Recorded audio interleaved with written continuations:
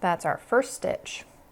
And then we're going to knit into the front and back of this first stitch.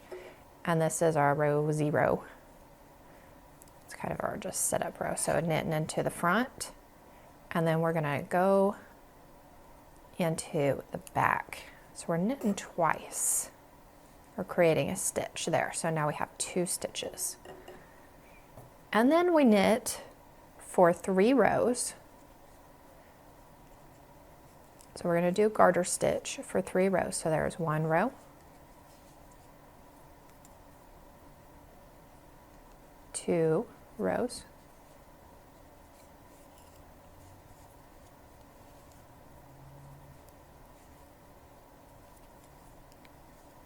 3, and then on our 4th row, we're going to increase a stitch. So we're going to knit into the front, which is knitting normal, and then we're going to go and knit into the back of that same stitch before we drop it off. So we knit front and back, and then we'll slide that off and then knit the remainder of the stitches. So that was an increase, and see how it creates that little bump there? That is how you know where you're going to do your increases.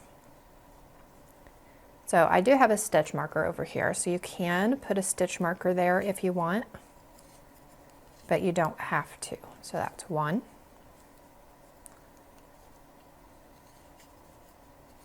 2,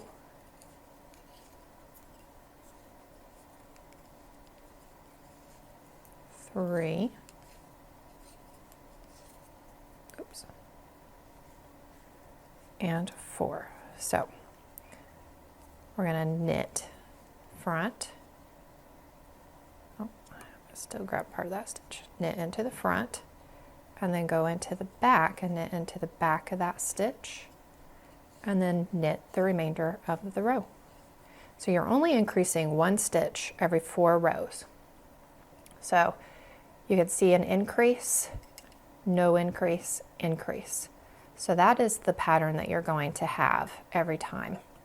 And then when you can sew that and bring it to a little bit better point